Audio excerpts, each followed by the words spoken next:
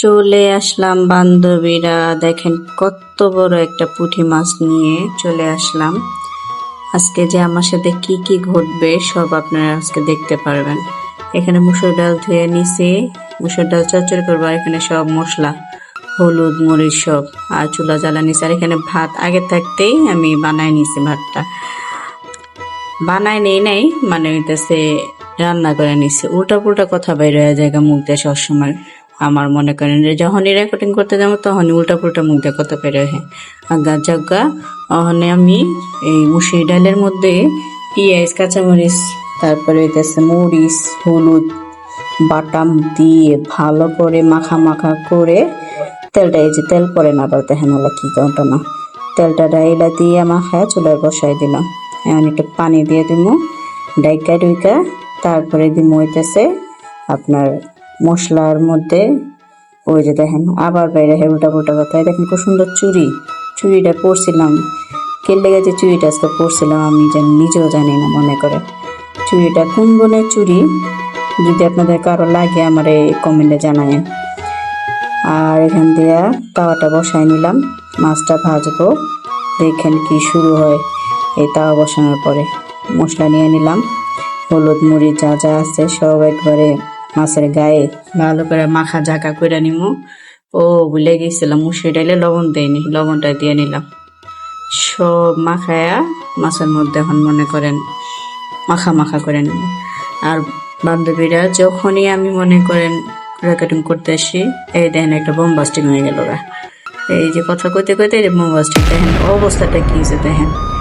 একেবারে মনে করেন তা উইরা মুইরা যাইতে নিতেছিল গা, কিন্তু তারপর টাইনার হাসলে ধরে রাখছি আমি। তারপর আমি এই তাওয়ার মধ্যে বাইজা খামো, কিন্তু লাস্ট পর্যন্ত খাইতে পারবো না। তাও আপনারা দেখেন, ঠিক আছে? তো আপনারা দেখতে থাকেন।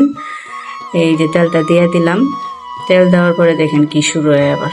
মাছটা মাখা মাখা করে নিচ্ছি ভালো করে, মশলা মাখায় লইছি ভালো করে একেবারে। আর তাওয়াটা গরম হইলে মনে করেন ছেড়া দিন। আমার মুসুরি ডাল গরম হয়ে গেছে, বলকাইতেছে, গরম হয়নি দুঃখিত, বলকায় পড়তেছে। আচ্ছা কিসমতে খাওয়া আছে নাকি এটা খালি দেখেন আপনারা। এই যে ছেড়ে দিলাম বড় একটা পুঁটি মাছ, মনে করেন বড় পুঁটি মাছ ছাড়ার সাথে সাথেই দেখেন আবার আগুনটা কমে গেছে গা। আবার আগুন ধরাইলাম কিচেনে, মিনি কিচেনে। এটা একটা জ্বালা মনে করেন।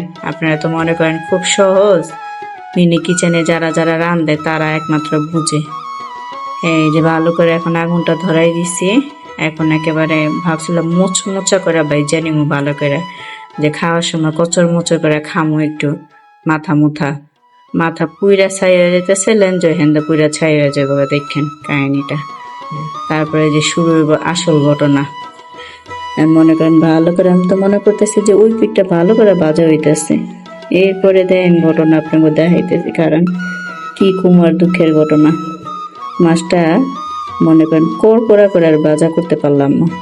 মাছটা দেখেন অবস্থা, বেশি আগুন ধরে না। এই যে একটা বোম বাস্টিং হইলো, আগুন ধরে না। যখন ধরছে মনে করেন একেবারে এই যে মাথাটা পুইরা ছাই হয়ে যেতেছে গা। ভাবছিলাম মাথাটা একেবারে সুন্দর করে খাম।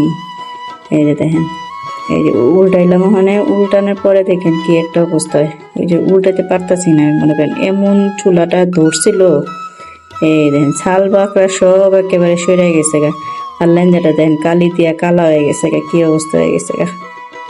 আমি তো খাইতে পারব না, কারণ পারমি না আমি, আমার নন্দ জামাইরও খাওয়াইতে পারবো না। ভাবছিলাম যে নন্দ জামাইরে খাওয়াবো সুন্দর করে বাজা কইরা।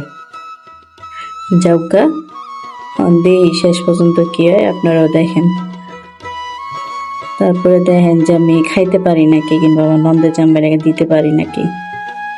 এই যে আবার মনে করেন বোম বাস্টিং হয়ে এই যে চুলাটা বন্ধ হয়ে গেছিল।